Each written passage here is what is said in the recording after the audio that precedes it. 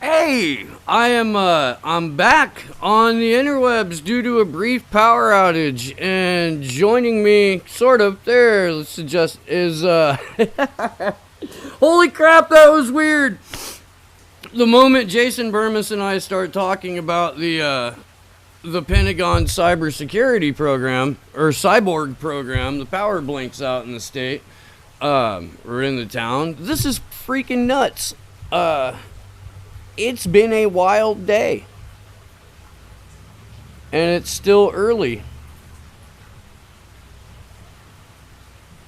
Hey, Steve. Hey, Quinn, how's it going? Good. All right, so we're back on the YouTubes. We're live again. Shit's going down. We're getting ready to talk about it.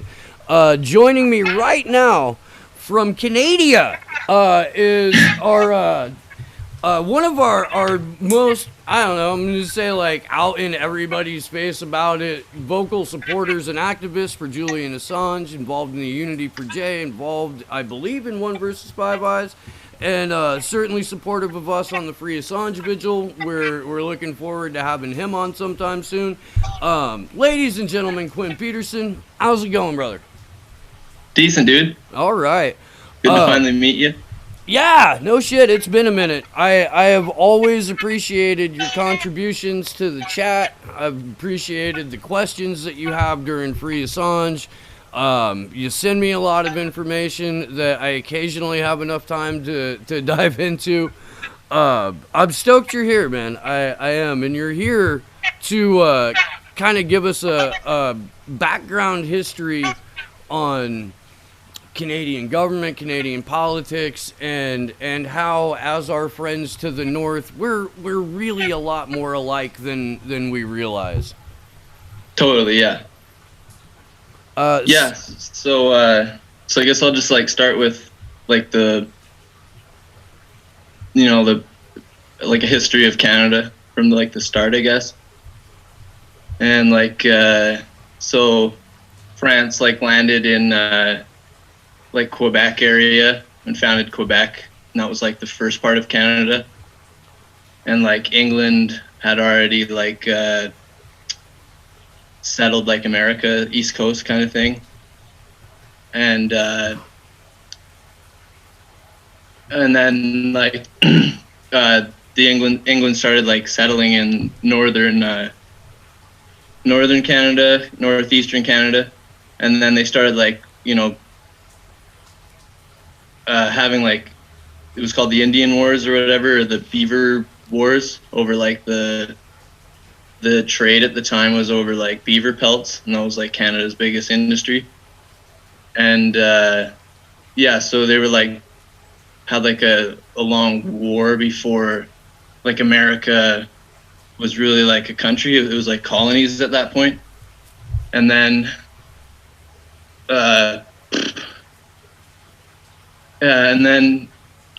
and then the war was like over, and at that point France owned like Louisiana and Quebec and stuff, so they owned like majority of the land.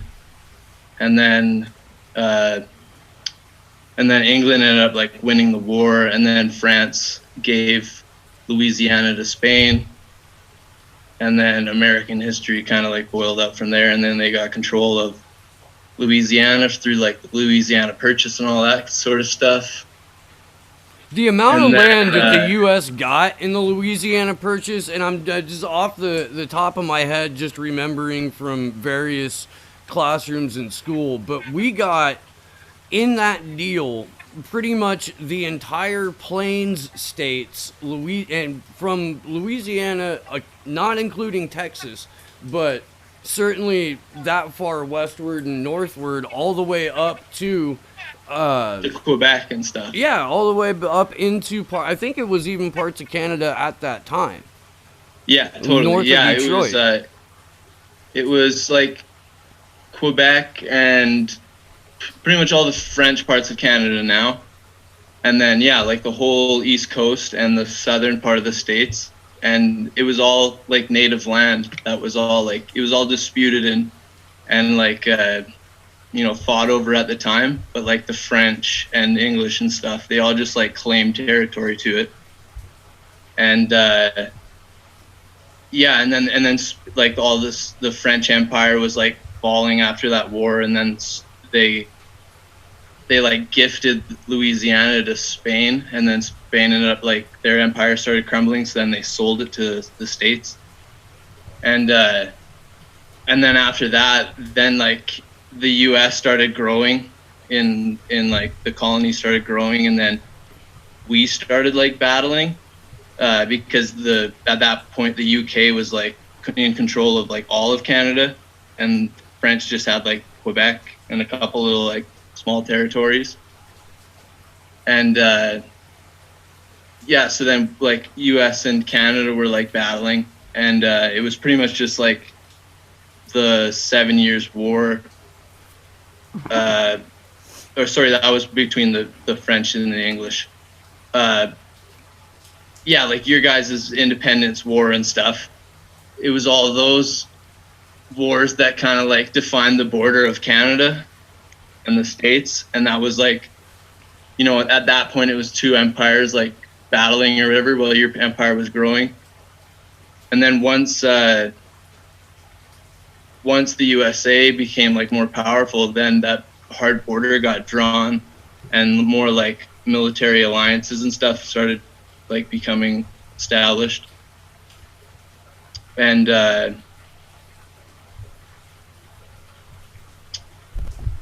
yeah, and then like the Boxer Rebellion or whatever, like the war in China, that was like the first war where the UK and the US were like on the same side.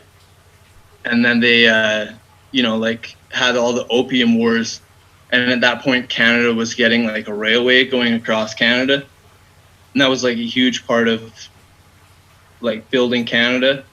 And it was all like, because of that war, there was a lot of like Chinese slaves and stuff being shipped to Canada, and they were the ones that like built the railway in Canada. I want to tell you a story about that real quick. Not necessarily fully related, but tangentially related. Years ago, my stupid dead older brother, who would have been 52 yesterday, we were moonshiners here in this little, hole in the wall redwood redneck mountain town in Boulder Creek.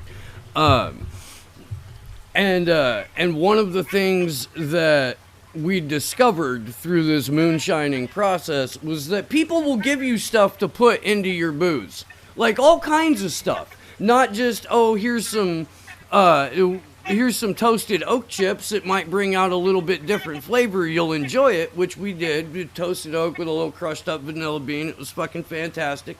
We also did what got referred to as the Boulder Creek Panty Dropper, which was a bunch of different berries. The blackberries grow wild here like crazies. Wild blackberry, blueberry, raspberry, and a little bit of mango.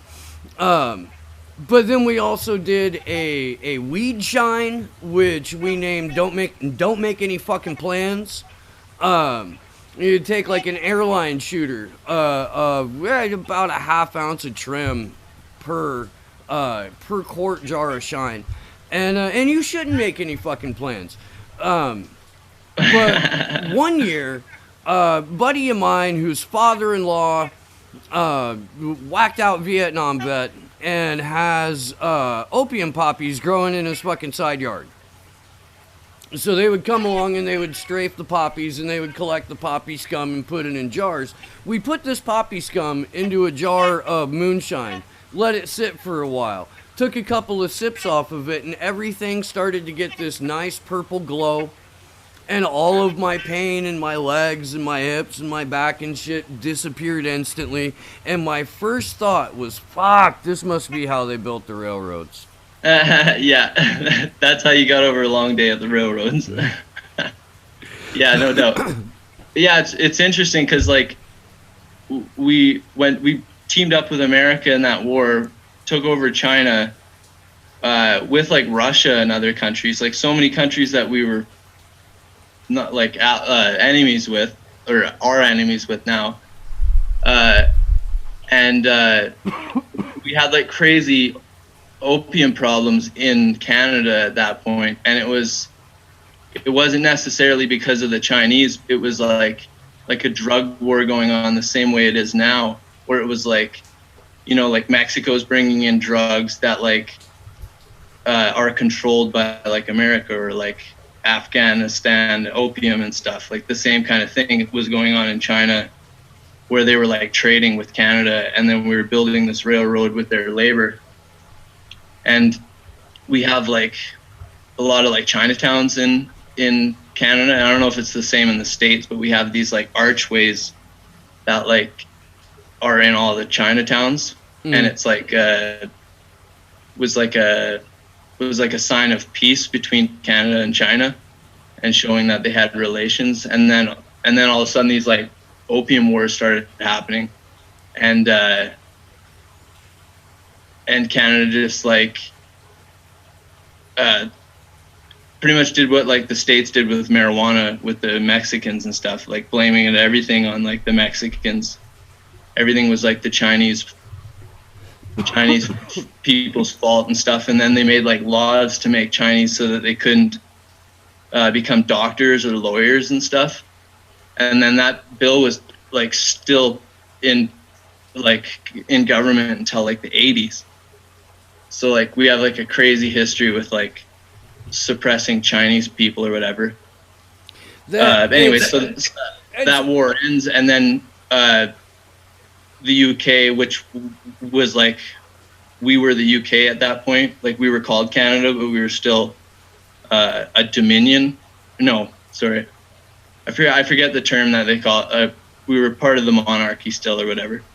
And then Hong Kong, they ended up like taking Hong Kong, and still to this day we're like dealing with those that war and the problems with like the opium wars in Hong Kong and like Canada's railway. And then still to this day we have like, weird racial issues with Chinese people, and it's getting like, it got better and now it's getting worse because of all like the China and Russia hate kind of thing.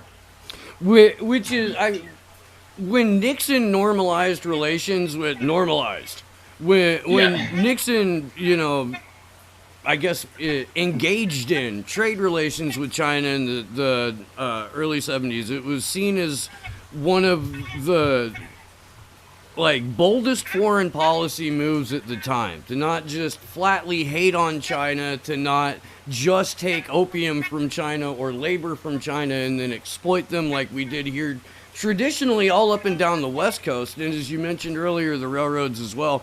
I don't know if you've ever seen the movie Death to Smoochie before or not.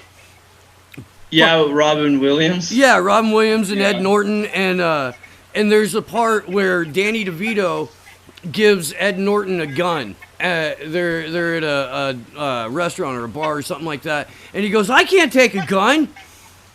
I hate guns. When I was growing up and playing cowboys and Indians with my brother, I was always the Chinese railroad worker." But we forget a lot of the time just how as a matter of course and habit, and again predominantly along the West Coast, we've exploited the hell out of the Chinese, and are now sometimes surprised, right, that there's animosity between the two countries, regardless of the fact that they're quote-unquote communists, though they're about as close to communism as I am here paying for fucking studio fees and Wi-Fi. Yeah. But we need and fear a World War III with China. But man, does it help the defense industry, and it helps the intelligence communities. Yeah, even to this day, we have a weird relationship with China. Like we locked up, or we detained the Huawei girl or whatever. I can't remember her name. The daughter of the Huawei owner. But still, we were like trading with them, and like they're a major trade partner with us and shit. Yeah. They're like second, like America's our biggest trade partner, but they're like our second biggest trade partner and shit.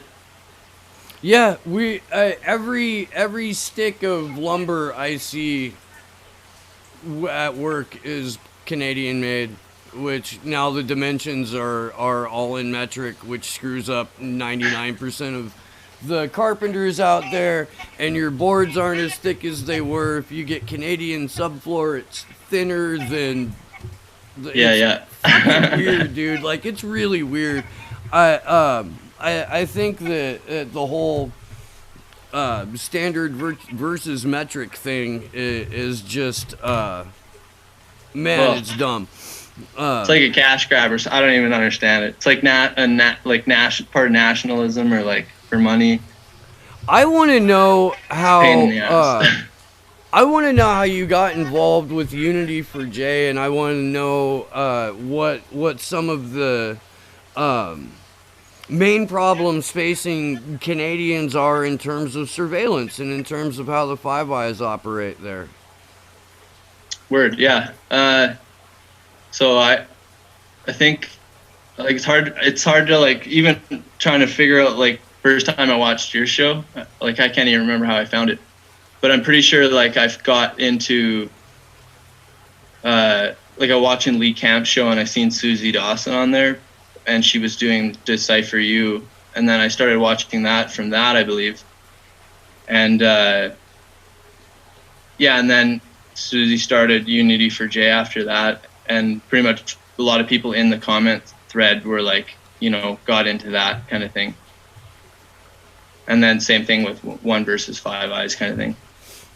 If you're listening, if you're in the chat, or for the people who watch it later, if you aren't familiar, was it 2017? I believe it was 2017 that Decipher You happened. Maybe going into 2018. At any rate, I think it was 2016. you might be. Yeah. Okay. It was like right after the election or whatever, and yeah. Susie went on that show. That was a series that Susie Dawson and Elizabeth Voss did, breaking down several hundred, I think, of the Snowden documents. But the information that came out of that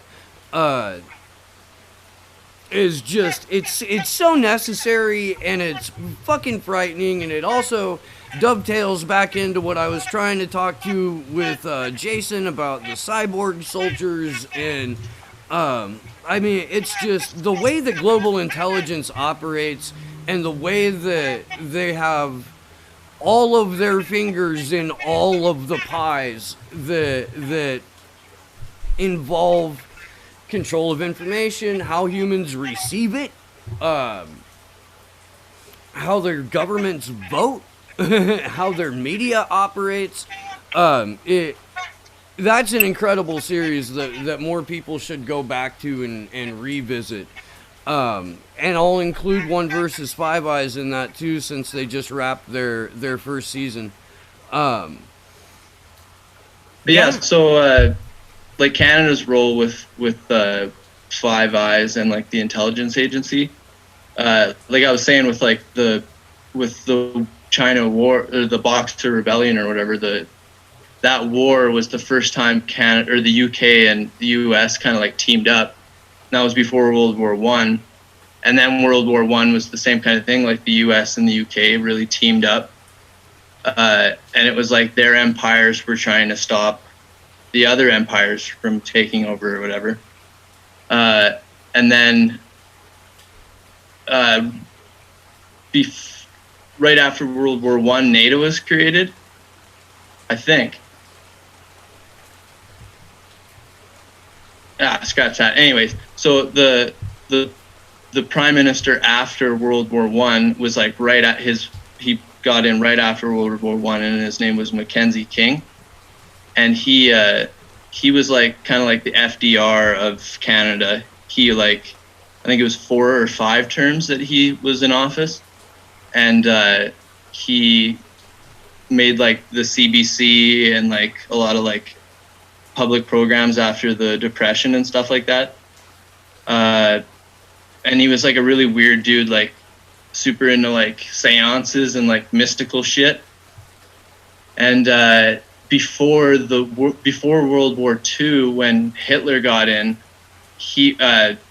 Mackenzie King was like pro-Nazi and was like supporting Hitler, and actually went there. I have like quotes or whatever. So he went there in 1937 to meet him, and he said in his diary after he wrote, he smiled very pleasantly and indeed had a sort of appeal and an affectionate look in his eye. And then he also said, as I talked with him, I could not think but Joan of Arc. And then he said he had knowing eyes and soothing skin. Soothing skin. Adolf Hitler had soothing skin. That's a direct quote from former Canadian Prime Minister Mackenzie King. Yeah. That's awesome. That's fucking insane. Hilarious. And at around that same time, Mussolini was like getting into power, and FDR has like quotes where he's like openly supporting Mussolini, and he said that he would unwop the wops, and he supported that or whatever. And the wops are like a derogatory term for Italians or whatever. Yeah, it means without papers. Yeah. Oh, really? Yeah. Oh, so it's like from immigration or whatever. That's the way that I understand it. I could be wrong about that, but I remember it being explained that way when everybody would stand around and fucking go to joke time. Like there's always those two fucking miserable assholes that only know racist jokes. Yeah. The dude you work with. Right? Yeah. And yeah, that's how it was broke down to me. I could be wrong about that. I don't know. Yeah, no, Dak Rouleau's like, how can skin soothe? Yeah. I guess what that means is that it was comforting to look upon the face of a tyrannical monster who wasn't pockmarked or warty, and that was soothing. I don't know, man. I really can't explain that away. I think that there were a ton of U.S. business interests and father and grandfather of presidents like Prescott Bush who openly supported Hitler until they were forced to covertly support Hitler. Henry Ford was a fucking Nazi. Walt Disney, Nazi or Nazi sympathizer. Used to tell people that randomly at the Renaissance Festival when I was working there. Like, not for nothing, but Walt Disney was a Nazi sympathizer. And by the way, I'm selling some handmade shit over. You should come take a look at it. Like, just non-sequitorial as fuck. The British, I can't remember who, like one of the princes before World War II was like a fascist, and then he ended up was like exiled after, and I can't remember where they sent him to, but he just like got pretty much like the Prince Andrew treatment. Like he just got like put away somewhere with like a great life, and then he's just like out of the media. And to make a point on Prince Andrew here real quick, like I said this on Twitter, I think it's worth repeating here on the show. I saw a couple of different articles that like, oh, Prince Andrew is no longer welcome at his favorite golf club. Is it because he's in prison for raping children? Because if the answer to that is no, then I don't give a fuck. I don't. He's socially shunned. Wow. Oh no, you can't go golfing at your favorite. I don't care. I don't. That's not the retribution that this man has earned. And you just know there's more islands where there's golf courses where they can go and hang out and do what they did and play golf. Like their life won't change. Yeah. Right, yeah, like so getting banned from that golf course does not exclude you at all other golf courses. All that means is that you're not in jail for raping children. That's all that means. Yeah. But yeah, so like we ended up going to World War II, against the Nazis and shit. And during that time, we were like capturing POWs, prisoners of war in Africa and stuff, because that's pretty much where Canada was fighting mostly. And then, so we had all these like POW camps in Alberta, where I live, like Lethbridge and Medicine Hat, I believe one was, but they all just, they had different grades for like different rankings and like your, how adamant of a Nazi you were, how ideological you were. So like a social credit score, but for Nazis. Yeah. A prototype social credit score. And I think a lot of it had to do with like Project or Operation Paperclip or whatever. Yeah, the Nazi draft. If you're watching and you're unfamiliar with Operation Paperclip, at the end of World War II, there was an international, I guess, frenzy on the part of different allied governments to scoop up as many Nazi scientists and learned men, to hide the commanding Nazi officers if they possibly could. They had some people that they could bring to Nuremberg for what amounted to, in the grand scheme of things, a show trial on behalf of a growing Zionist movement. But they did point their finger and wag at some Nazis, and it's where we get the phrase, I was just following orders, as the Nuremberg defense, which doesn't hold up.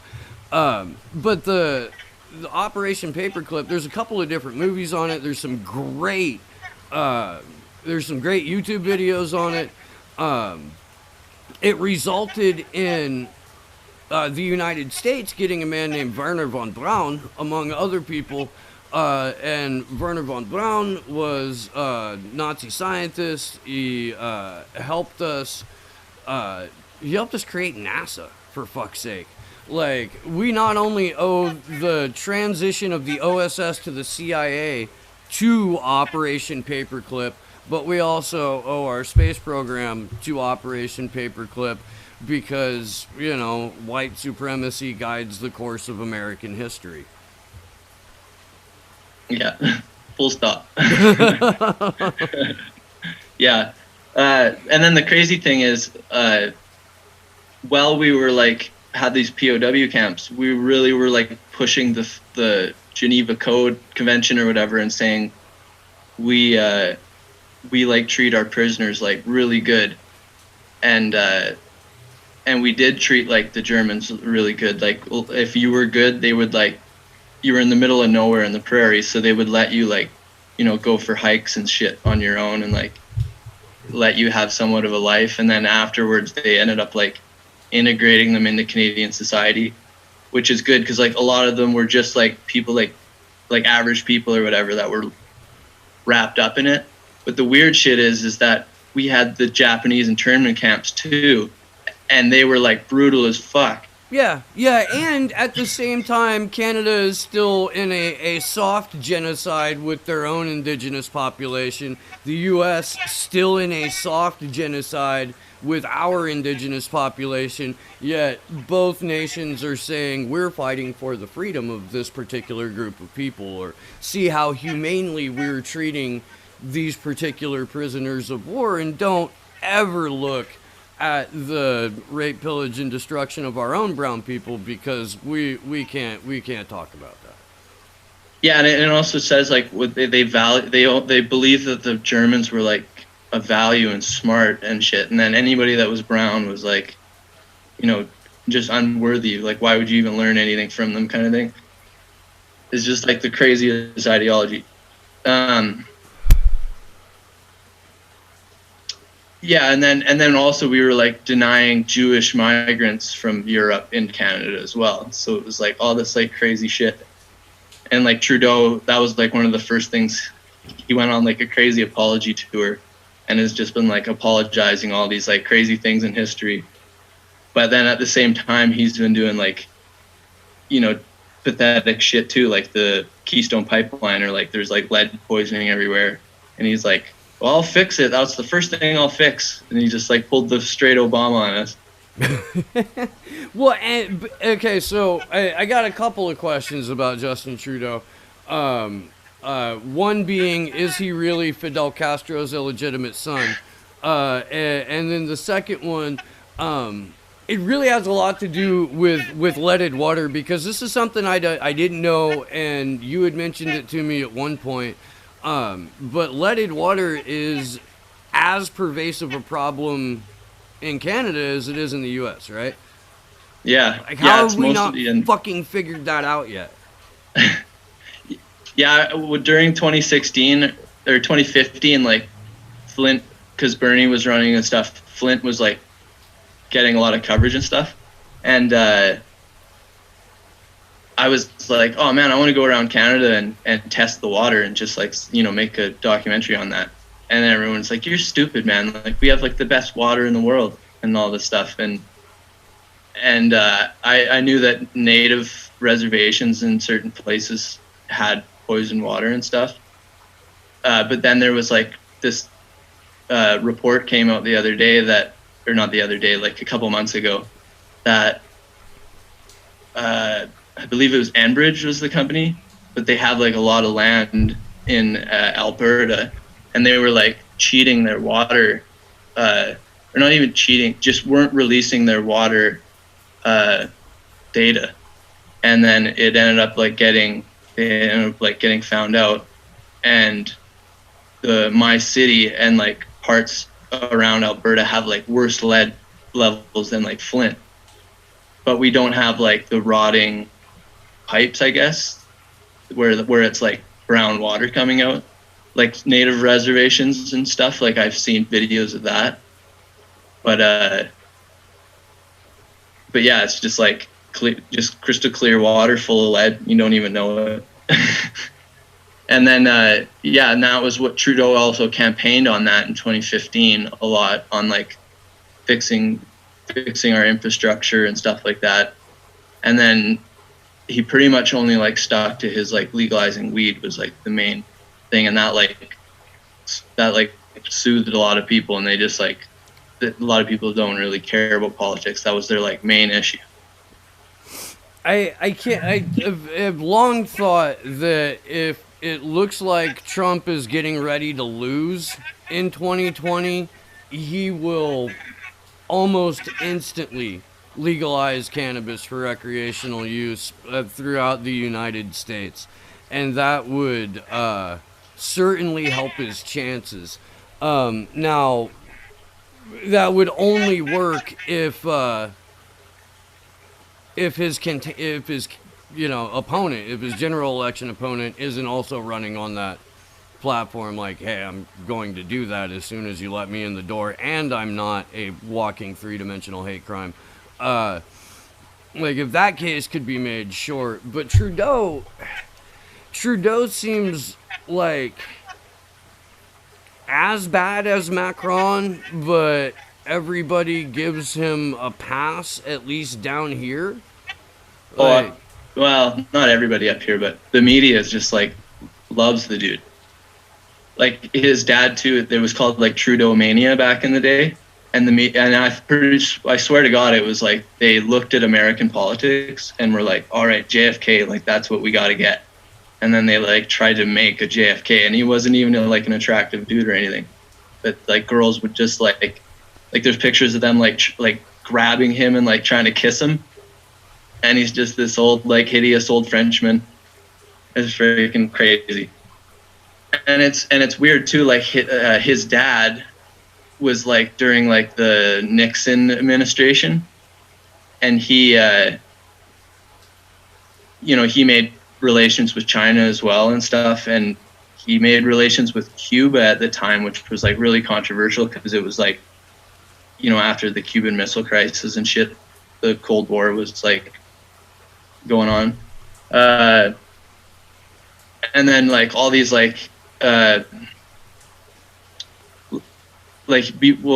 Trudeau's dad or whatever, when he was younger, he like was a part of like the Quebec separatist movement, and that was like his main like politics back in the day. And when he got elected, he like sold that movement out, and it created like crazy like divisions in Canada. And at that point there was like this guy John Diefenbaker was like the prime minister before him, and he was saying that like the CIA infiltrated the election to like boot him out because he wanted a different foreign policy for America, kind of thing, or for Canada. And then like this Lester Petersen guy was Mackenzie King's, like in Mackenzie King's administration and stuff. And a lot of these like liberal dudes were like all connected, kind of like it's like a lot like American politics. Like all these people were very well connected, and they were like almost like had successors or whatever. And this John Diefenbaker guy really disrupted things, and then he got ousted, and then it was like right back on track of like being in lock with American politics. And then Trudeau came along, and he was like didn't go into the Vietnam War, and made it seem like he was like not in lock with America, but in fact he was like behind closed doors, like fully in lock with like the Vietnam War, and he was like sanctioning Vietnam, but he wasn't willing to like go into war to lose all this like Trudeau mania fame he had. And then pretty much like neoliberalism happened after that, kind of thing. Like he was like our Nixon and Reagan kind of thing going on, where he like, you know, was looked at as like a peacemaker and all this stuff, but really he was like a crazy shit disturber behind the scenes. And then we had like a crazy sweep of like neoliberalism. This guy Brian Mulroney brought like it's like a sales tax. So when you buy something, anything in Canada, you get taxed on it. Yeah. And we just started like our economy started changing more. And then we had what the hell was his name? John Chrétien. He was an all right prime minister. He I don't know, during like Bill Clinton was like deregulating everything. During his administration, kind of like led up to the financial collapse with George Bush. Mm-hmm. And so Chrétien like made these bills so we weren't merging our banks, our private banks, with our investment banks, and that kind of like saved us from having a crazy like financial collapse like you guys did. It still like affected us big time. But yeah, it wasn't nearly the same. And then Stephen Harper got in after Chrétien, and he was like our like George Bush. Yeah, I remember that. I do. And I also remember at the time there was a heated debate in this country about whether or not Chrétien was in fact a communist because he wasn't merging or, you know, taking away restrictions on banks. I personally have no reason to not think that financial collapses are orchestrated in order to further consolidate the wealth. And while Chrétien wasn't necessarily deregulating banks, he was also really opening up like trade deals between Canada and a bunch of other countries, and there was this sort of like underlying neoliberal capitalism to it without going full fucking Milton Friedman. Yeah. Yeah, and he even wrote a book, and in his book he admitted that behind the scenes he was like working with America, and he was like you know, in lockstep with Bill Clinton and stuff, but they were acting like he wasn't, kind of thing, and he was this independent sovereign president or a prime minister kind of thing. And then it was so weird. Like Stephen Harper is like probably our most hated prime minister. Like when I was growing up in like high school, it was just like I knew nothing about politics, but it was just like everyone knew they hated Harper, like everyone knew they hated Bush, kind of thing. Like he was in all like the comedy shows being made fun of and stuff, and yeah, the dude was like super hawkish. He was like no. Canadian prime ministers don't like take pictures with the military and stuff a whole lot, and he was like gallivanting around the world and like getting pictures on like ships or like firing guns and shit. Yeah, and just like well, and that's really, I think that personally, I think that's where a lot of the influence of the Five Eyes comes into play, and the fact that these intelligence sharing organizations have more to do with the day-to-day operations of how your government functions than all of your politicians combined. And when I say that, I include the United States in that. I include Australia in that. I include New Zealand in that. And the UK as well. We've now got 65 doctors, more than the Doctors for Assange happening. We've got more and more people listening to Niels Melzer in terms of the torture of Julian Assange, and it feels like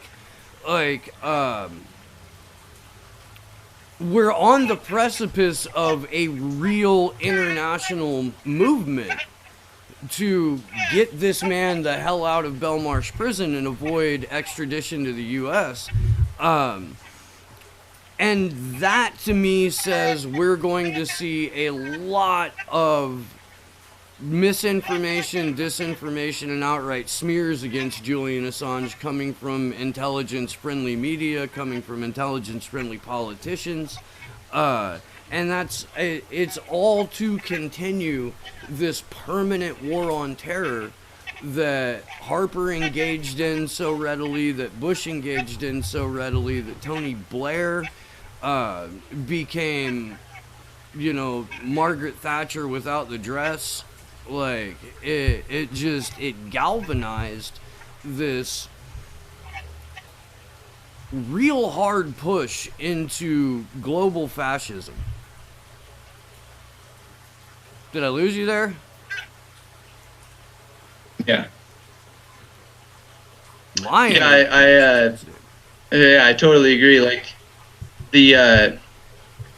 like after World War II, we joined NATO and like totally united with the States, and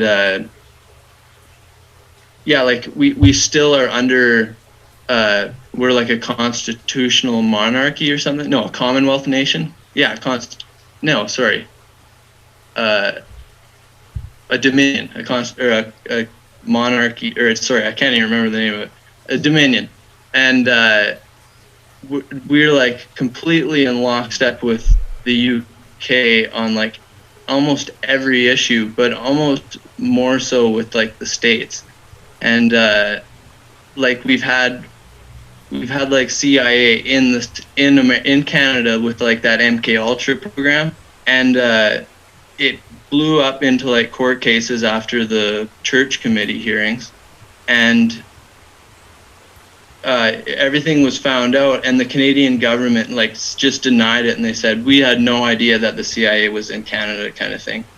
All the while CSIS and stuff is like working directly with the CIA and the NSA and stuff, and they like to this day they're like their biggest ally is like Canada and the States for Five Eyes, because we have both of our countries have bilingual nations or whatever. Like you guys speak Spanish and English, and we speak English and French, and Canada and French is like the second, has the most. It's hard to phrase this. Has the most countries speaking that language.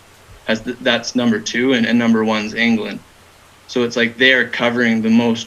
The globe with those like people or whatever. So Canada and America's like employees in the Five Eyes are like some of the most important to the Five Eyes, because they're able to like be in those other countries, like all the countries in Africa that speak French,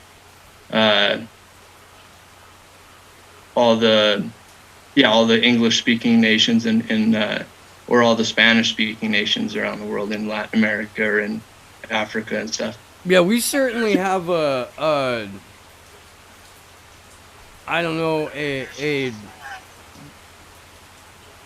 almost 3/4 century long fetish with destabilizing Spanish speaking nations, at least in terms of U.S. global intelligence. I know that the Canadian military, as well as Canadian intelligence sharing outfits, are where the U.S. gets their primary information in terms of the African countries that we engage, set up proxy wars with in order to try and destabilize China. This is all kind of dovetailing now. It is a nefarious web of spooks, Quinn. I don't know a better way to put that. I'll bring it back to something too. So currently our foreign minister, I believe her title is Christina Friedlander. Her dad had like crazy connections with the Nazis and writing Nazi newspapers, and she was a writer for the Globe and Mail and the Economist, and she is now in the Trudeau administration, and she's like Nikki Haley of Canada. Like she's like in the UN chirping at Venezuela and all these countries, like just saying the craziest things, but then making it seem like she's like so far left wing and all these, like she has all these liberal values, but she's like in reality like a crazy lady. I will co-sign the statement that Nikki Haley is a crazy lady. Nikki Haley is batshit fucking nuts, man. Like she is almost too right wing for John Bolton. Like, Yeah. And that's a hell of a feat. And then another person, there's Julie Payette. She's like the Governor General of Canada, and her title is like she is the final signer of all bills in Canada. So she is like appointed by the Prime Minister and the monarchy, and they both appoint and agree on having this Governor General, and she's pretty much like the veto power of the monarchy to like smack down any of our bills. And she's like a really famous, she was one of the first Canadian female astronauts, and I seen like a video of her in space being interviewed, and she's looking down at the Middle East, and you can see like the Iraq oil fields burnt and like the black in the sand and shit, and the guy's like asking her if he, like, being up here, do you see any solutions to the problems? And she's just like, no. Like you can see, but Quinn, you've got to celebrate the fact that women are in these positions of power, and you're a misogynist if you point out the fact that they're actively facilitating war crimes. That's just hate speech there, man. That's nuts. I mean, we've got Raina Kalik did a great video on it. Other people have talked about it. The number of women that are in charge of defense contracting companies, like Boeing and Lockheed and whatnot. Lockheed, by the way, right up over there, about 6-7 miles. And they, it's something I wanted to talk with Jason about, but I want to know if there are similar programs and the like going on with with Canada's Defense Department, which I assume that you have. I don't know why you wouldn't. You've got troops. But we've got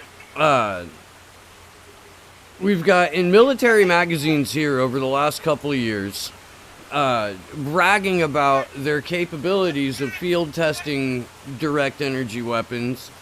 We've got Lockheed Martin, who I'll put this on share screen while you answer the question there a little bit. Like, what are you up on? What kind of crazy tech is coming out of Canada? Kind of, sort of. Like, I know that we're investing crazy in like AI, and I don't really know anything militarily that we're like working on. Like, Canada's so secret. Canada and the UK have weird secrecy laws where we don't have like the Freedom of Information Act the same way you guys do. So like, yeah, there's like a lot of shit that's hard to like to research or know about. A lot of it is like in lockstep with what you guys do, though. Like, I'm pretty sure everything we do is going to be integrated with like NATO stuff and like Five Eyes stuff. Are you watching this? This is a computer simulated video on Lockheed Martin's website that shows a vehicle being disabled with an electromagnetic weapon from however many feet above it says they are.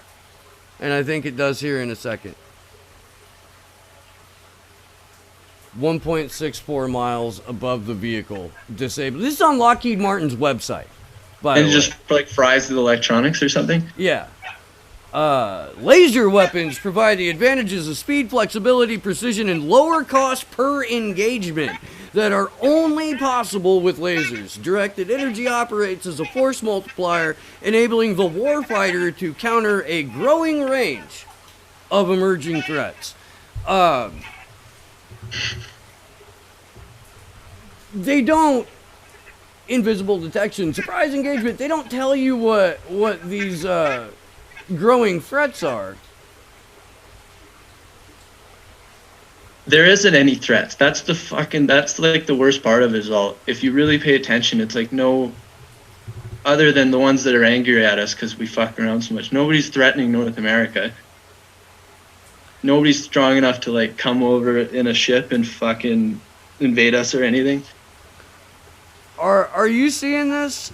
Man, they're just showing the laser being fired from this ship here like it's freaking nothing. Well, yeah, currently Canada, we say we're not in all the wars with you guys. Like we say we left Syria and all this stuff, but really we're like have these guns that shoot lasers, and they pretty much just like target the make a target for the U.S. Army or whoever else is like in the air to shoot their missiles at these targets or whatever. So it's like a lot of the times when there are like civilian casualties and shit, like crazy, like just like the worst mishaps, it's because of the people aiming the goddamn lasers and shit. So this says Lockheed Martin's complete laser weapon systems deliver results for multi-mission needs, not will deliver or have the potential to deliver. They do. But they do deliver results. Look at this truck, man. Let's see what they have for laser weapons. It's weird that they just advertise this shit too. Like the DARPA and all these places have YouTube channels. It's fucking just like so disgusting. I can't remember. I started subscribing to them because I wanted to like make fun of their videos and stuff. But then it's like, it gets pretty gruesome. They're literally talking about like killing people and like taking over the world and shit on these websites and on their YouTube channels, but then like people get censored for talking about like spreading democracy or whatever, spreading rights to people or whatever, giving people information. This says our fiber lasers operate with an efficiency, mind you, not have the potential to, with an efficiency that generates less heat and exists in a smaller package, allowing easier incorporation into various defense platforms. Our Aladdin laser has operated in the field for 2 years with no need for realignment, providing both the lethality and reliability of our solutions.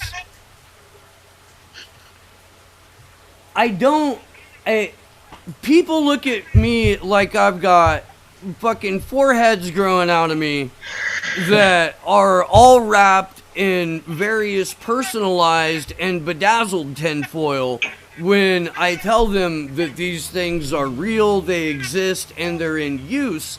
And Lockheed Martin, that employs people in this town, is right fucking there, and on their website they are bragging about the lethality of these things. What is or what would be the response of just random people in Alberta were you to bring this up? And also, and this is a question out of the audience, can you speak to how most Canadians have no idea and challenging have no idea in the challenges of speaking up for Julian Assange? Like, wow, let's throw it. That question's from Sherry Clayton, by the way. What was it again? It was about troubles in Canada presenting the issue of Julian Assange. Yeah. Can you speak to how most Canadians have no idea about Julian Assange or what the challenges are that you face when you speak on his behalf? Yeah, I think a lot of people like know of him or have heard of him or whatever. But the like reaction I've gotten of all the people that are like political and actually know stuff, they all like terrible reactions. Like, there's like Edmonton's Climate Action Committee or something like that, and they won't even talk about like anything to do with war. Like, I'm like, hey, you guys realize that, like, you know, these bombs have uranium tips on them or whatever, or they burn fuel or what, all this other shit, and they just don't even really seem to care.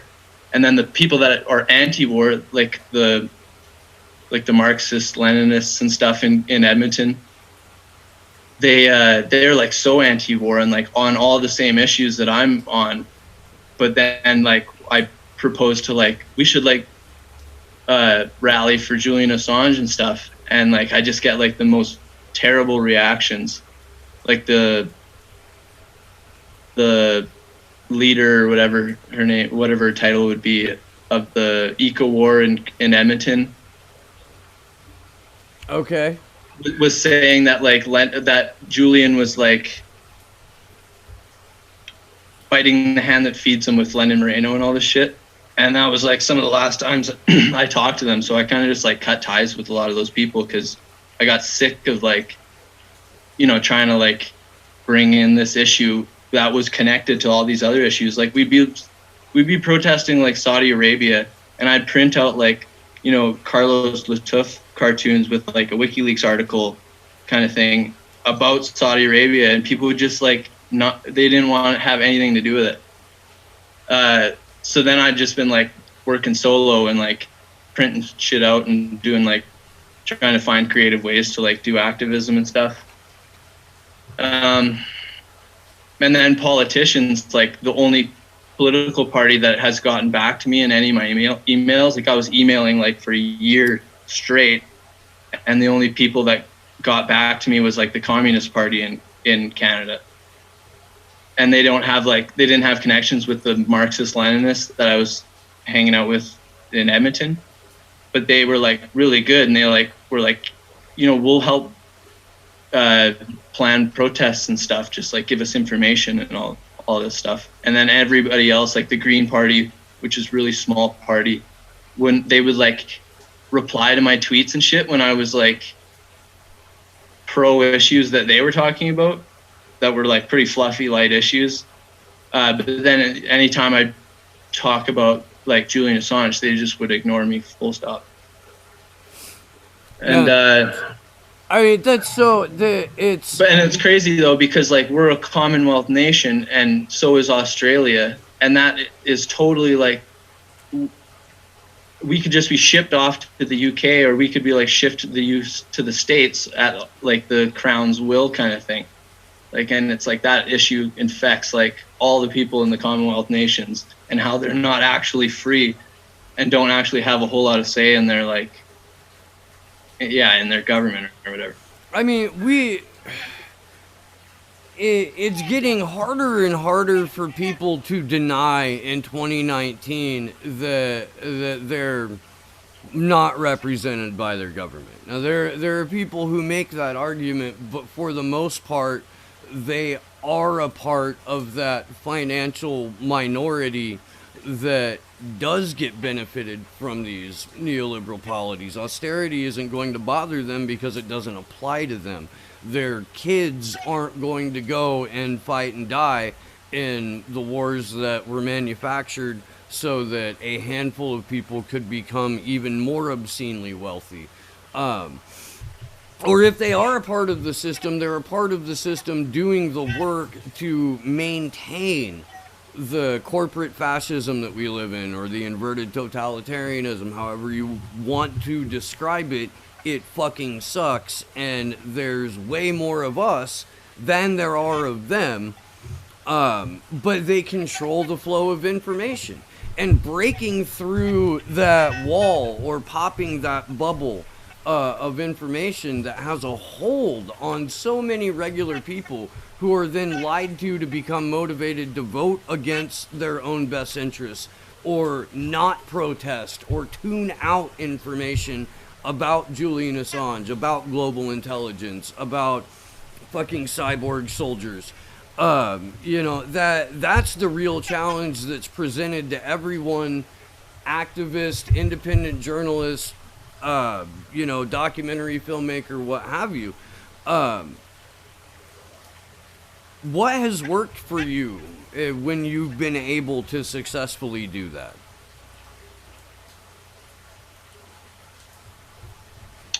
I think what works is like this is like when you are meeting people that actually agree with what you say, and then you're like building information and spreading it, and then it like brings people in.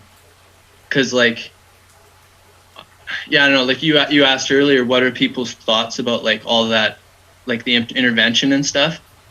I was reading Daniel Ellsberg's book Doomsday Machine at a bookstore, or not a bookstore, at a coffee shop, and I just finished watching the movie they made about Daniel Ellsberg, and this guy came up and he's just like, "Oh my God, you're reading this Daniel Ellsberg? I just watched that movie," and I was like, "Yeah, me too." And then we kind of exchanged words, and then I made a comment about, how crazy like our interventionism is, and like how the book is about like the dangers of nuclear war, and how we lied about the USSR having all this power when it was really like they were trying to catch up to the USA, and then it was the USA was saying that they needed to catch up to the USSR. And this buddy says that, well, don't you think that it was like all of this is necessary to like save the world, to like so it's a good place? Like if we're not killing people and like going around the world, like some bad guy's gonna do it, kind of thing. And I'm just like, if we're not committing the war crimes, some other piece of shit is gonna go commit war crimes, and we can't have that. and I'm watching all these like Canadian documentaries to like prep for this or whatever, and all of them are so like, Canada's so good, and we're so like, we helped the Germans after, and like we were good to the natives and all this stuff. And it's like our whole history is like trying to cover all this up, where American history is more like, they just don't give a fuck. They're just like, they're not trying to incorporate the natives' history into theirs as much. Well, yeah, what we do as a matter of course is print the white supremacy, and then call anyone who has legitimate records of history that contradict that a conspiracy theorist, and we shun them and shame them and take away their ability to make a living. It's just it's accepted up into a point to where you can afford college, and then you may get a couple of classes at the collegiate level where a little bit more accurate representation of history is presented to you, but you will never see that in a school textbook in this country.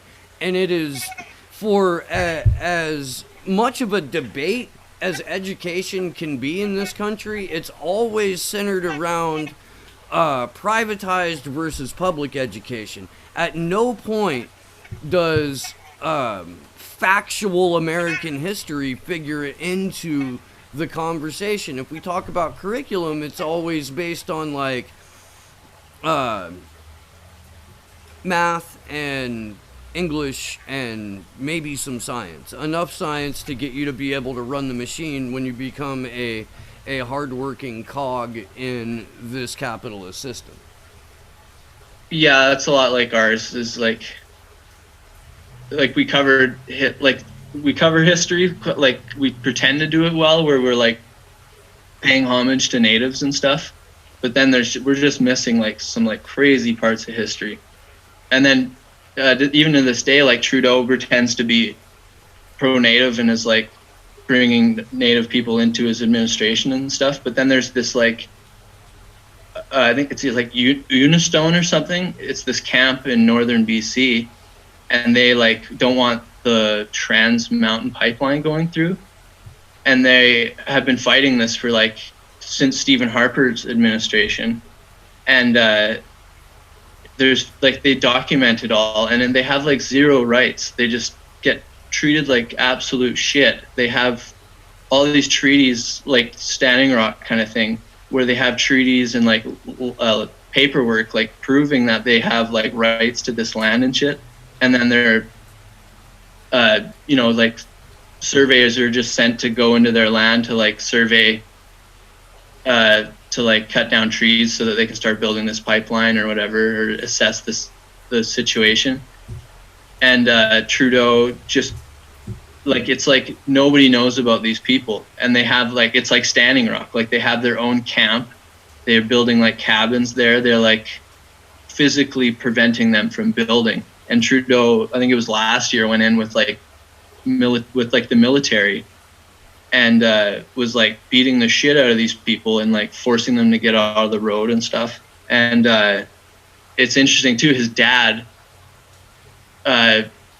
he started martial law in Canada in like the 70s or something, because remember I was saying he was a part of the Quebec separatist movement? Yeah. He like stirred up all this shit with them, and then they were like a big faction of them were like Marxist Leninists and stuff, and they started like bombing places and stuff. And I don't really know the complete history of it. Like maybe it was like some false flags or like trying to like accuse people like left-wing activists of being violent, so this buddy like creates martial law and sicks the military against these like the FLQ, which is like a small activist group. And I never learned that in history, and you think that would be like a crazy part that you would have to learn in history, that like Canada it was like the War Times Measure Act. So they were able to like go into anybody's house and do whatever they wanted. And there was even conservative MPs and stuff, members of parliament, saying this is a perfect time to do whatever the fuck you want. Like if you want to get the hippies, this is perfect time, kind of thing.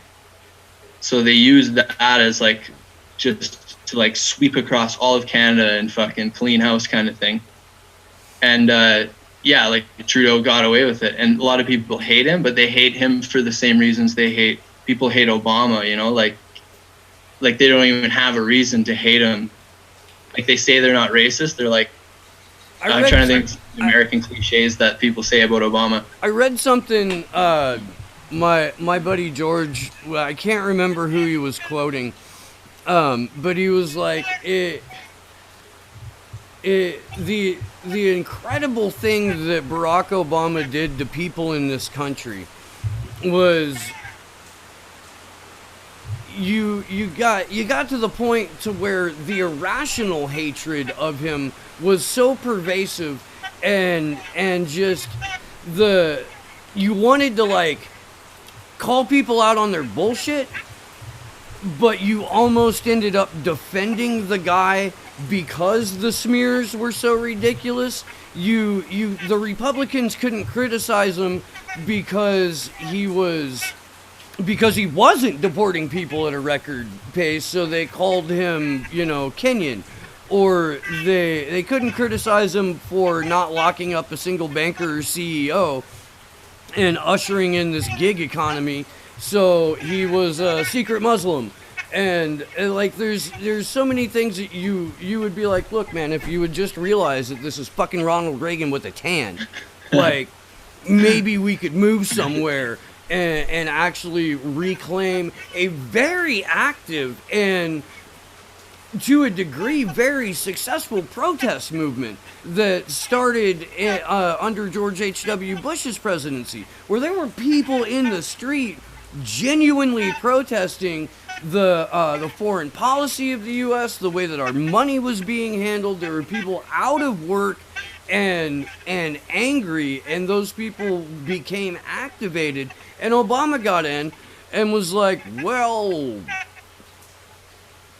I say nice words, and like everybody went, okay, he says nice words, we'll just put our signs down and we'll. And then the media I was, when Obama was getting elected, that was like my grad year, and I was like super into rap music, and I liked Young Cheesy, I think it was, and he had an album with like it was all about Obama or whatever, and like it was like a play on like being a Crip, but like the color blue, and it was all about like the DNC and shit, and I had no clue, and I was just like, yeah, Obama. And then kind of like the more things went on, I was just like, I hopped on board to that. People were always saying okay Obama or whatever, like and same way people are saying okay boomer now or whatever. It's like a making thanks Obama. Yeah. And I totally and then just like near the end of his administration, I just started seeing like, all the crazy like wars going on, and then seeing videos online that like were like debunking all of his like how crazy he was. And then Bernie started running, and then I got like uber like 10 times more into politics kind of thing, and started like researching shit. It amazes me that the people who did become activated in 2016 and really threw it all into Bernie Sanders' campaign, it amazes me that they've doubled down on the same process that fucked him over, to the point to where I saw somebody on Twitter who had rigged 2020 in their profile picture that was arguing with someone about how Bernie's gonna run away with it because they can't possibly rig it this time. And like, it's in your fucking profile. But yeah, I understand you're pimping Jordan Sheridan's fucking movie. I get that. I do.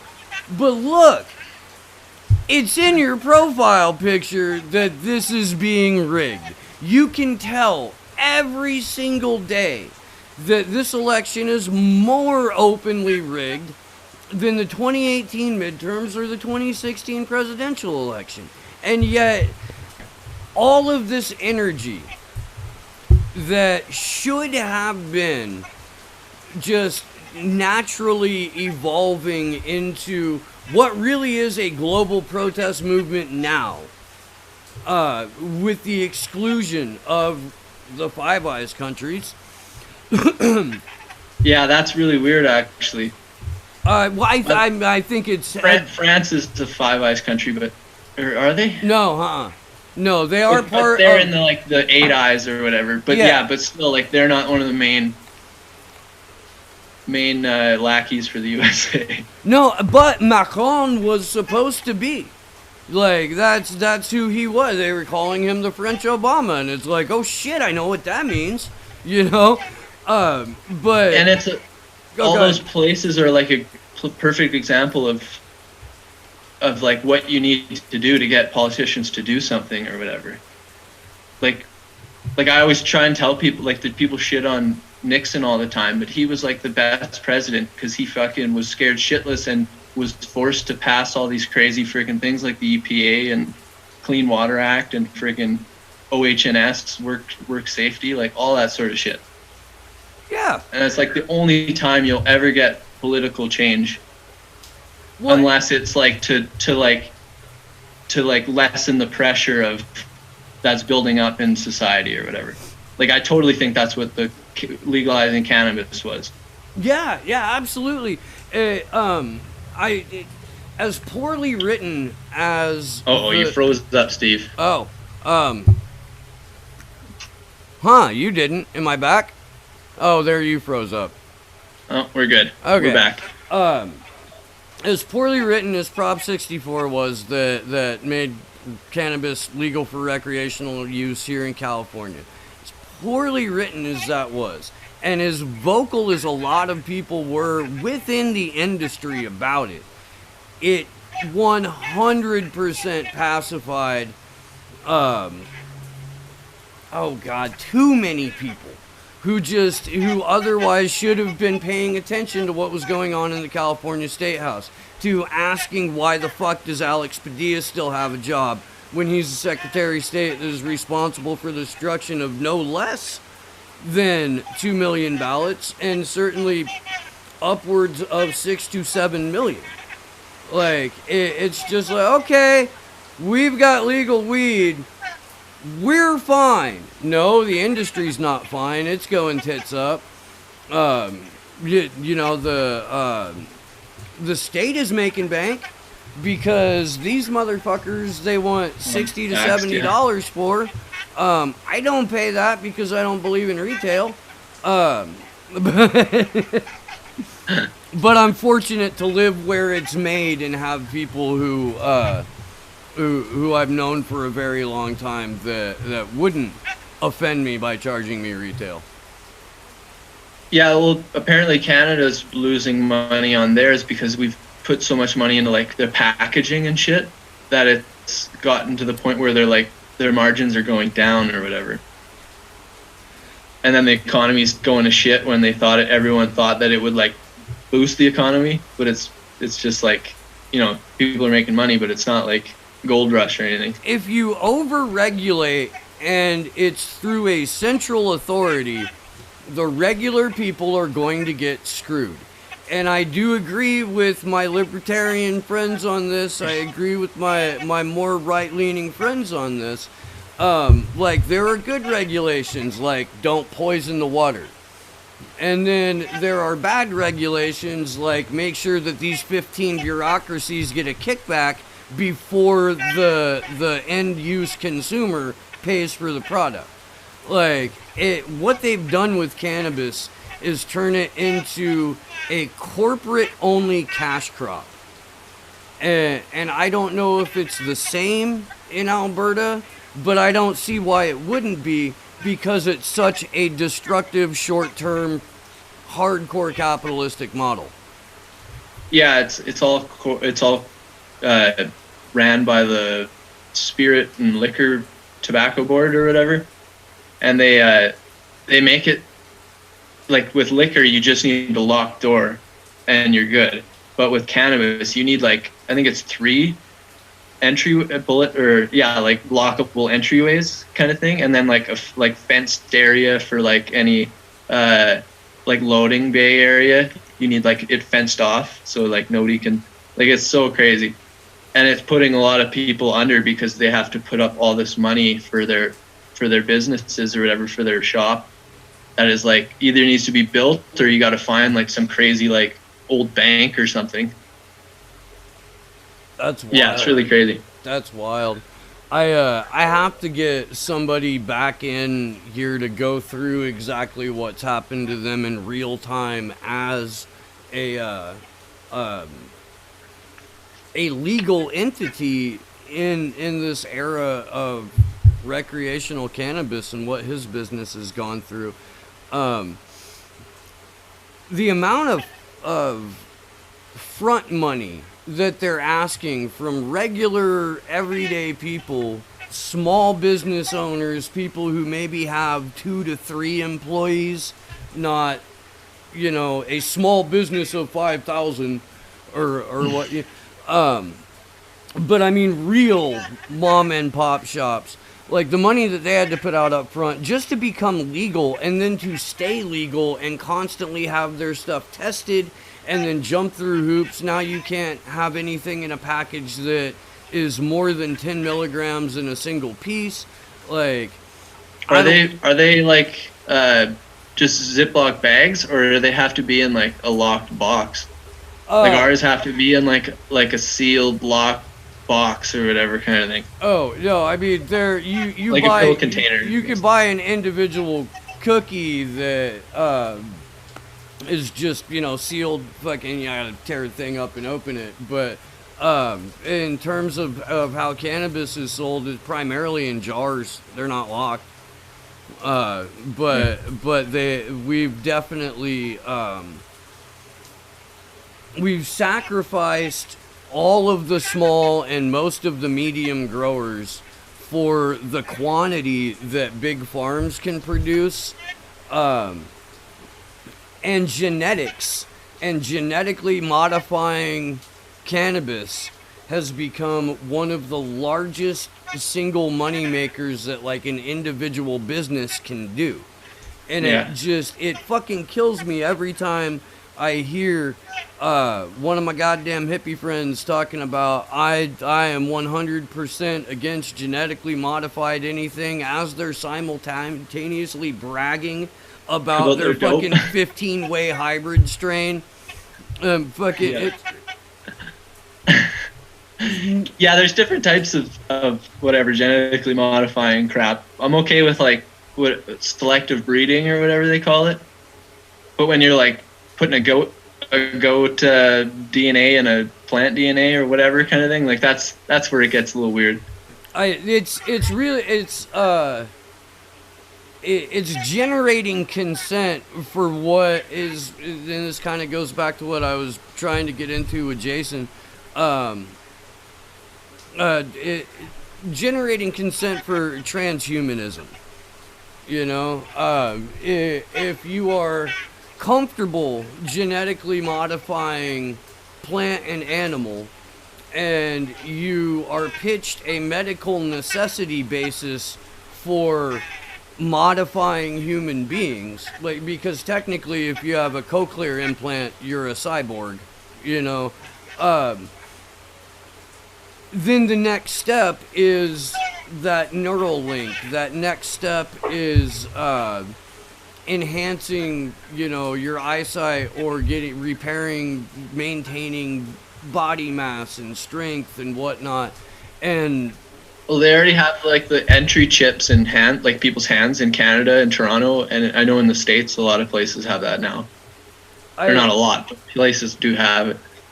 I know that there were a couple of corporations that had like open calls for employees to voluntarily chip themselves. But I feel like we're not too far away from that, as that's what's going to be your identification.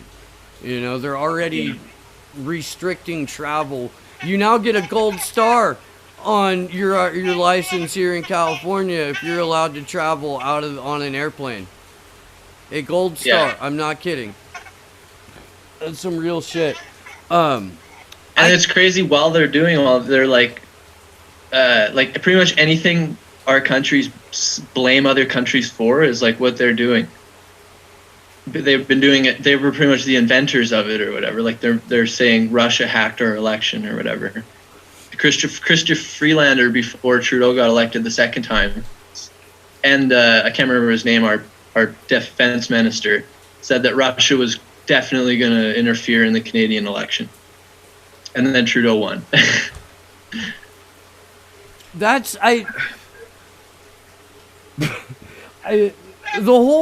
don't see how the whole Russiagate thing has any fucking legs anymore. Like, every single time there is a wild allegation that Russia did this, it is more often than not proven in court and proven in the House and the Senate that this actually didn't happen. And yet people run with it like it's their only hope. It is, it's wild. Like, it's a fucking cartoon, man. It really is. And that it's gone international is even more hilarious, because we've got the same countries that we were allies with during the Cold War that are now all falling victim to the fucking cyber whims of Vladimir Putin in a country that has a defense budget that is like several hundred times smaller than ours. You know? Yeah, and only has 9 bases known globally. I think China's only 4, and they're all within their region. It's like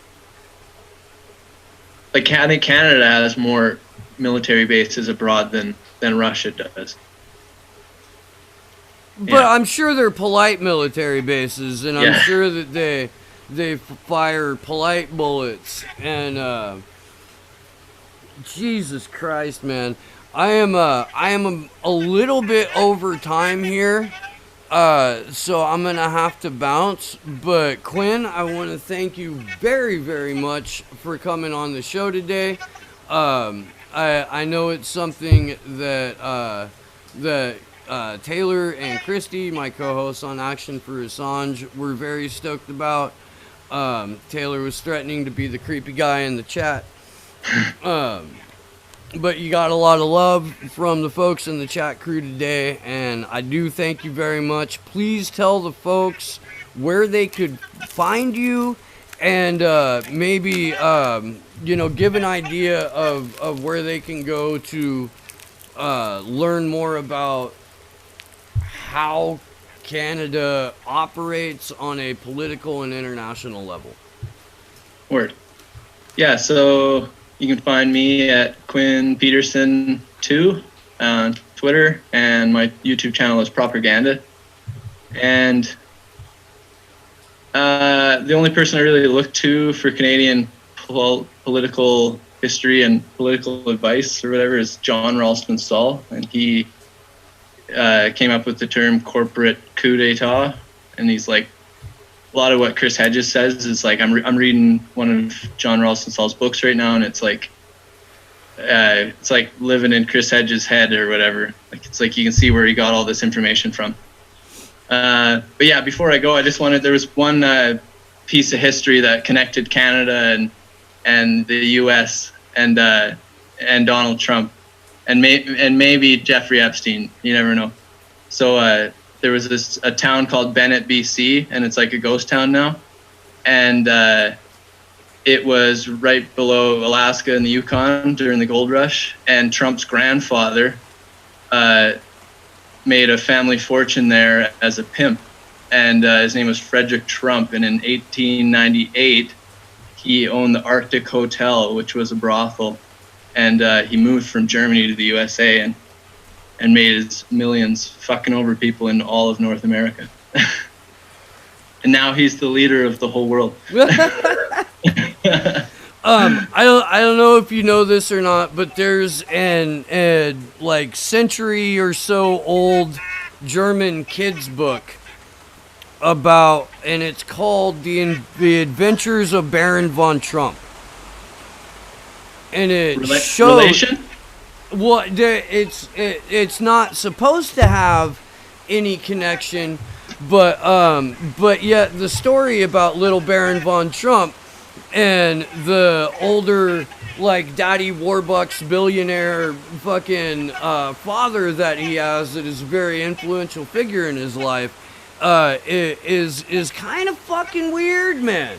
I'm not gonna lie. There's a conspiracy theory floating around that Trump's uncle, who's an MIT professor, this is real shit. Donald Trump is related to someone who taught at MIT. Like, I'm still having a hard time wrapping my head around that. I have heard him brag about it. But this guy, this uncle, was Tesla's assistant. Whoa. And in between Tesla's assassination and his lab and study being raided, his notes, a lot of his notes disappeared. So the conspiracy theory is this uncle had Tesla's time travel notes, put it together, and Donald Trump is in fact a potential time traveler. He's Baron Von Trump. Baron Von Trump. The kid in the cartoon, the illustrations of that book looks a frightening amount like Lil Baron Trump. That poor kid. That's just crazy. All right, Quinn. Well, I can't thank you enough. And you, the couple of times in the chat here, the Free Assange ladies have asked you to come on the vigil, so maybe you can talk to them about that. Guys, I don't know if I've mentioned this on the show. I think I have maybe once, but the Free Assange Vigil series is trying to get to London to cover the extradition hearing of Julian Assange. There is a GoFundMe up for it. If Taylor or Christy is still in the chat, if you could throw that link to it, that would be great. It is my pinned tweet. Lots of people are asking you to light up some weed, Quinn, so maybe while I'm closing out, if you want to take a dab for Jeebus or something like that, by all means, please do. There you go. And that's yours, right? Like, you agree with that? That's cool. Yeah, that's the only good part about it's only 4 plants, but it's like the only good part about legalization. Right, no, I can't, I didn't grow shit this year. My yard gets no fucking sun. My landlord has a phobia of cutting a redwood tree unless the branch is directly over the house.